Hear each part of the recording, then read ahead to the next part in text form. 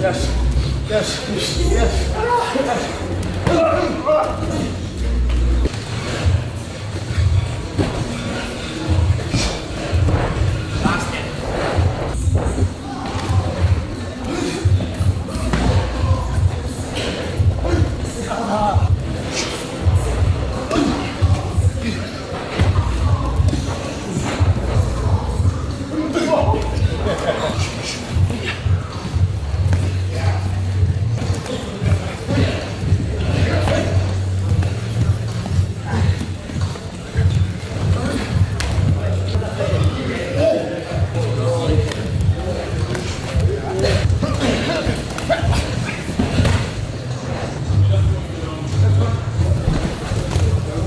When did you start to believe that this was a real thing, that he really did want to come back? Well, certainly when he moved into the gym. Like literally moved in? He literally moved in. We're living, breathing, and sleeping in the gym. Literally. Here we are. I live in the gym. I have a base here, and I have a base in my coach John's gym. I had a storage room, and he asked could he put a bed in it, and I was like, sure. Sleeping there? Yeah. He has probably a mansion. He does. And how long ago was this? Christmas. He's just living there? Yeah. Does he go back and forth? Yeah. Okay. Yeah, so a couple of nights of the week he was sleeping there, especially on sparring days. Well, for him it's early, 11 a.m. So he can get up at 10:45. Why does he have to live there? There was a certain mindset that comes with that. You're in that environment from 6 a.m. The gym is loud and busy. I thought it was a great idea, so I said. Did you think he would? I get a free security guard. Yeah, that's right. Was it from Christmas on, like up until the whole? Yeah. Really? Yeah. Did you think he would stick with it? No. No. How long did you think it would last? Like a week? A day. A day. Wow. So what did this tell you? A lot. But anyway, look, here we are. Yeah. Fight week. We're a few days out. He's in a fantastic place. Everything is on track. Weight's easy. The camp has been fantastic.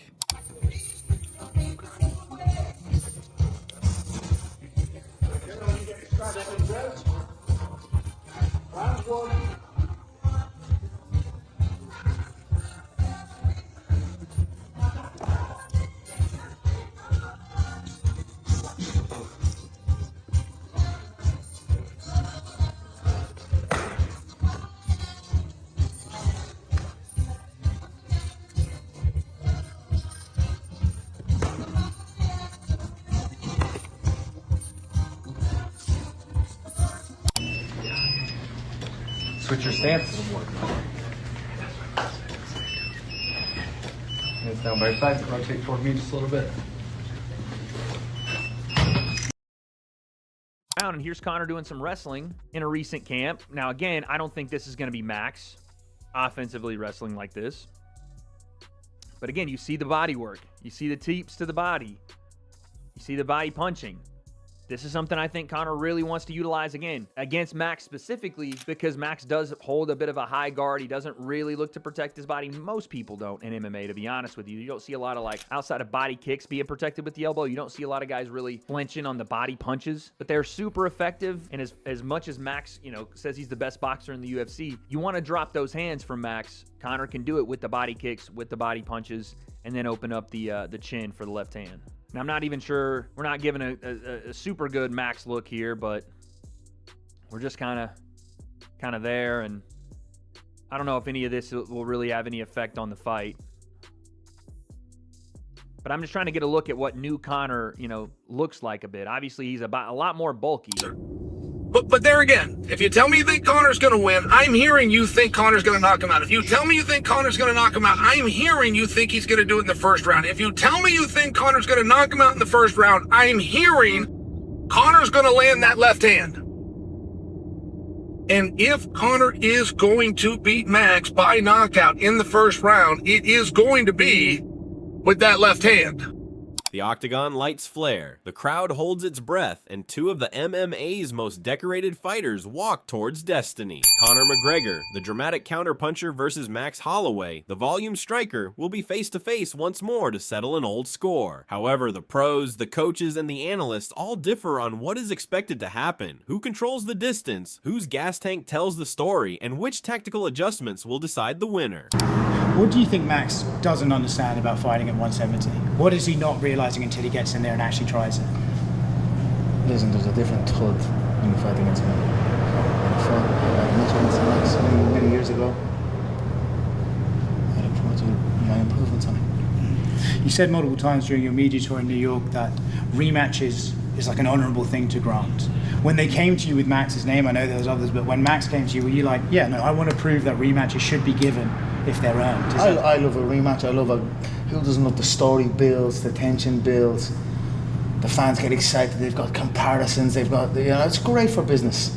I'm all for a good. McGregor kicks things off with issuing a cold reality check to Holloway. True education lies inside the cage for Holloway, and the brutal physics of a heavier weight class will take over. A trap built on pure experience cannot be prepared for on tape. If McGregor's calculus is correct, Holloway's legendary chin and output will look vastly different under the crushing power of a true welterweight, turning the entire fight into a race against the clock. To get that back, I can guarantee you the next fight is going to be way better than the first one. This is 11 years ago, Max. Years ago, that's crazy, right? I mean, that's insane, man. And taking the words out of the man's mouth himself, he said, the only wins he count is finishes. So technically, in his words, he doesn't have a win over me. So it's not even Max Holloway versus McGregor 2. It's stood the first one, And at the end of the day, we have 25 minutes now instead of 15. So I'm excited, man. I can't wait to go out there, and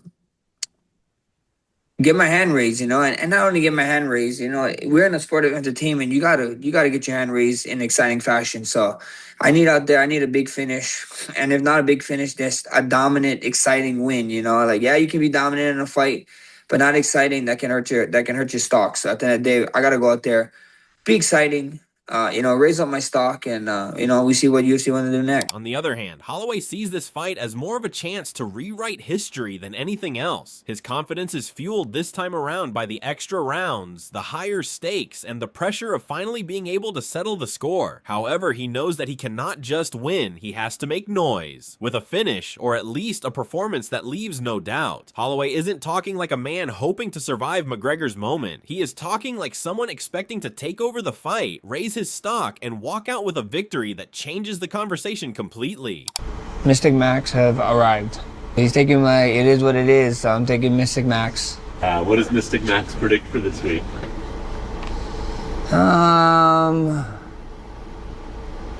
We drown him. We're gonna give him an old Hawaii style beating and drown him. We're taking him deep waters.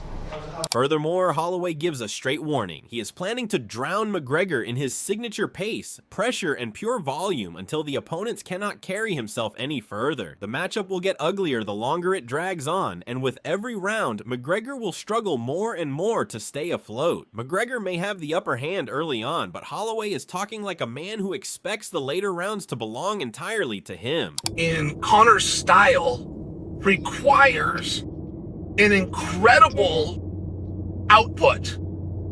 Striking fast, striking while being hit. It requires an incredible output. And this mountain isn't insurmountable. By the way, my partners at DraftKings have this less than 3-1. They got Max the favorite, but it was 280. That is shockingly close. That is shockingly close for a guy that's been out for half a decade, going into a new weight class, going into a 5-round atmosphere. But there is a case for Conor. There is. That left hand is an incredible equalizer. But there again, if you tell me you think Conor's going to win, I'm hearing you think Conor's going to knock him out. If you tell me you think Conor's going to knock him out, I'm hearing you think he's going to do it in the first round. If you tell me you think Conor's going to knock him out in the first round, I'm hearing Conor's going to land that left hand. And if Conor is going to beat Max by knockout in the first round, it is going to be with that left hand.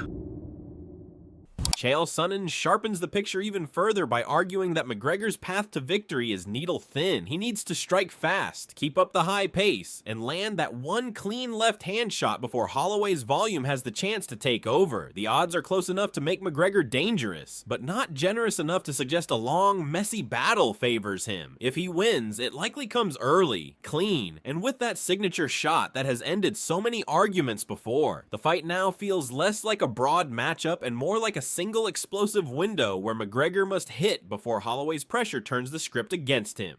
No, but if he wins, and of course, it's a big if. It's a big if, because you got to think, if he's going to get it done, it'll only be in spectacular fashion.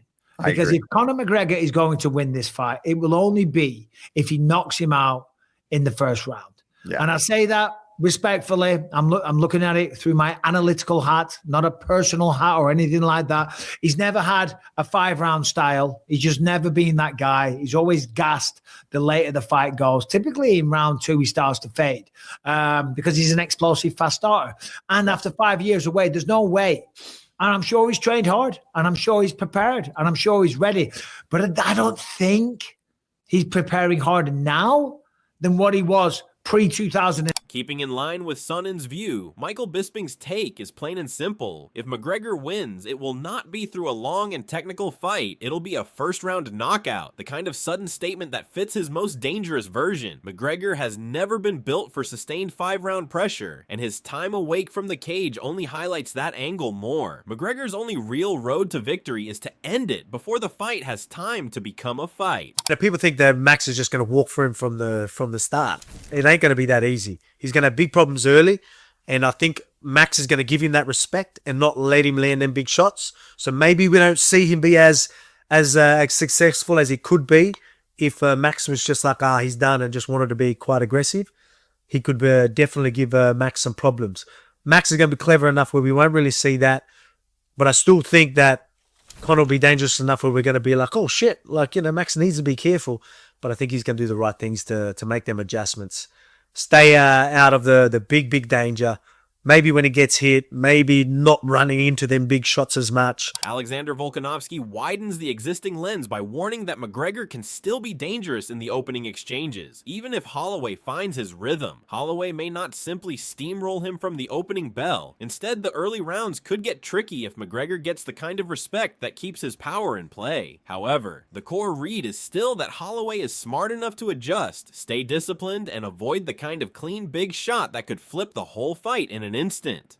I think it's just going to be too much for Conor, and you're going to just see Max get his hand raised, maybe get a finish. Can he hurt him, get him to the ground, and then maybe get a submission? You could maybe see that as well. When people crumble and get really tired, there's always a submission there. Gamble responsibly, but there's probably good coin for a submission over a TKO. If you wanted to be a sneaky bet, that could be something, because he will melt him. And when he's melted and just sort of going there shooting because he's so tired, is a submission going to be the way to go? When he turns over and just gives it back, and then, all right, may as well take the submission. Maybe we see that. So, Max Holloway for the win, 100%. Maybe submission TKO if he melts him. Going to be a fun fight. Mad card. Plenty to talk about in this International Fight Week card. But, hey, let's have fun with this.